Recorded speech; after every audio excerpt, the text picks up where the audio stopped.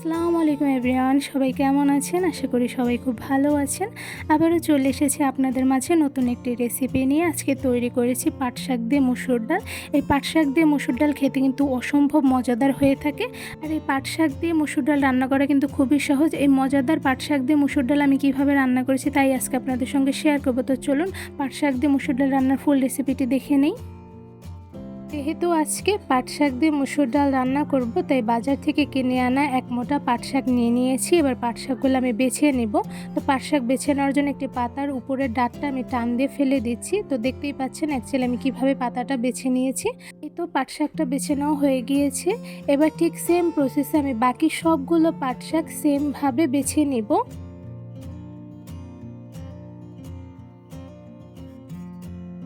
এই তো সবগুলো পাট শাক আমি সেমভাবে বেছে নিয়েছি। এবার সবগুলো পাট শাক ভালোভাবে ধুয়ে ক্লিন করে আমি কেটে নেব। আর এই দিকে পাট শাক দিয়ে মসুর ডাল রান্না করার জন্য এখানে আমি 1 কাপ ছোটো সাইজের মসুর ডাল নিয়ে নিয়েছি। আর সাথে দিয়ে দিচ্ছি পরিমাণ অনুযায়ী পানি।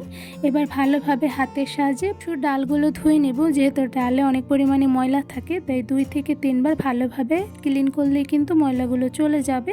সেই পর্যায়ে আমি ডালগুলো ভালোভাবে ধুয়ে ক্লিন করে নিব। এই তো প্রথম ধোয়াতেই কিন্তু ডালগুলো অনেকটা পরিমাণে ক্লিন হয়ে গিয়েছে। তো এই পর্যায়ে সেম প্রসেস আমি ডালগুলো আরও 2 থেকে 3 বার ভালোভাবে ধুয়ে ক্লিন করে নিব। তো সবগুলো মসুর ডাল ভালোভাবে ধুয়ে ক্লিন করা হয়ে গিয়েছে। এবারে মসুর ডালগুলো আমি রান্না করে নিব। তো এই পর্যায়ে ধুয়ে রাখা মসুর ডালের মধ্যে দিয়ে দিচ্ছি 1 টেবিল চামচ রসুন কুচি, 1 টেবিল চামচ পেঁয়াজ কুচি, সাথে দিয়ে দিচ্ছি গোটা কাঁচামরিচ 4-5টা, আর 1 টেবিল চামচ হলুদের গুঁড়া আর লবণ 1 টেবিল চামচ। এবার একটি কড়াইতে দিয়ে দিলাম পরিমাণ অনুযায়ী তেল। তার মধ্যে দিয়ে দিচ্ছি পেঁয়াজ কুচি 2 টেবিল চামচ, 1 টেবিল চামচ রসুন কুচি। এবার পেঁয়াজ কুচি আর রসুন কুচি ভালোভাবে নেড়ে আমি ব্রাউন কালার করে ভেজে নিব। পেঁয়াজ কুচি আর রসুন কুচি কিন্তু অনেকটা ভাজা হয়ে গেছে। এর মধ্যে দিয়ে দিচ্ছি গোটা জিরা 1 টেবিল চামচ। এবার আর কিছুক্ষণ নেড়ে ভেজে নিব। তো এই পর্যায়ে পেঁয়াজ আর রসুনের ব্রেস্তা কিন্তু ভাজা হয়ে গিয়েছে। এখন আমি একটি বাটিতে তুলে নিচ্ছি সবগুলো পেঁয়াজ আর রসুনের ব্রেস্তাগুলো। এই তো সবগুলো পেঁয়াজ আর রসুনের ব্রেস্তা তুলে নেওয়া হয়ে গিয়েছে। এবার এই তেলের মধ্যে দিয়ে দিচ্ছি মসুর ডাল। এবার ভালোভাবে মসুর ডাল আর সবগুলো উপকরণ কিছুক্ষণ নেড়ে ভেজে নিব।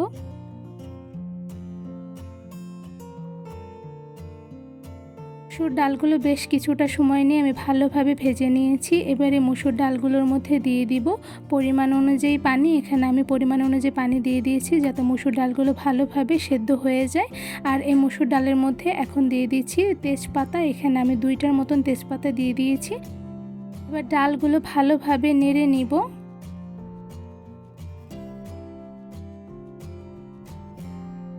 এই তো ডালগুলো নেড়ে নেওয়া হয়ে গিয়েছে। এবার চুলার আঁচ মিডিয়ামে রেখে ডালগুলো রান্না করে সেদ্ধ করে নিব।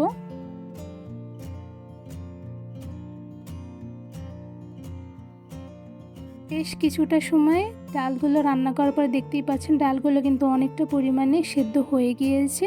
তো এই পর্যায়ে ডালগুলো আরও কিছুটা সেদ্ধ হবে। তো এখন আমি আরও কিছুক্ষণ মিডিয়াম আঁচে ডালগুলো রান্না করে নিব।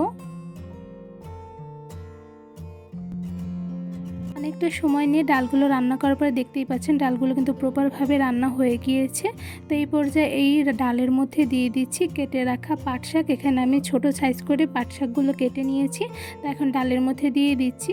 এবার এই ডালের মধ্যে সবগুলো পাট শাক দিয়ে দেওয়া হয়ে গিয়েছে। এবার ভালোভাবে নেড়ে ডালের সঙ্গে পাট শাকগুলো আমি মিশিয়ে নেব। ভালোভাবে নেড়ে ডালের সঙ্গে পাট শাকগুলো মিশিয়ে নিয়েছি। এবার কিছুক্ষণ চুলার আঁচ মিডিয়ামে রেখে আমি ডালের সাথে পাট শাকগুলো রান্না করে নেব যাতে পাট শাকগুলো ভালোভাবে সেদ্ধ হয়ে যায়।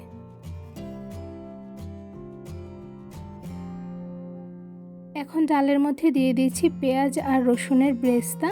যেহেতু ডাল অনেকটাই রান্না হয়ে গিয়েছে, তো এই পর্যায়ে পেঁয়াজ আর রসুনের ব্রেস্তাগুলো ডালের মধ্যে দিয়ে দিয়েছি। এবার ভালোভাবে নেড়ে কিছুক্ষণ মিডিয়াম আছে ডালগুলো আরও রান্না করে নেব। কারণ দেখতেই পাচ্ছেন ডালগুলো কিন্তু অলমোস্ট অনেকটাই রান্না হয়ে গিয়েছে। তো এখন আর কিছুটা সময় ডালগুলো রান্না করে নেব মিডিয়াম আছে। বেশ কিছুটা সময় জাল করে আমি ডালগুলো রান্না করে নিয়েছি। আর এদিকে দেখতেই পাচ্ছেন ডালগুলো কিন্তু রান্না করে নেওয়া হয়ে গিয়েছে। এবার আমি সবগুলো ডাল একটি বাটিতে বেড়ে নিব।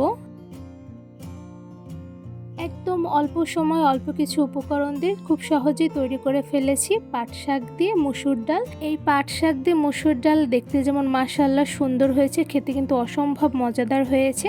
আমার ফুল রেসিপি দেখেই কিন্তু খুব সহজে আপনারা বাসায় বসে এই পাট শাক দিয়ে মসুর ডাল তৈরি করে ফেলতে পারবেন, যা তৈরি করা খুব সহজ আর খেতে অসম্ভব মজাদার হয়ে থাকে।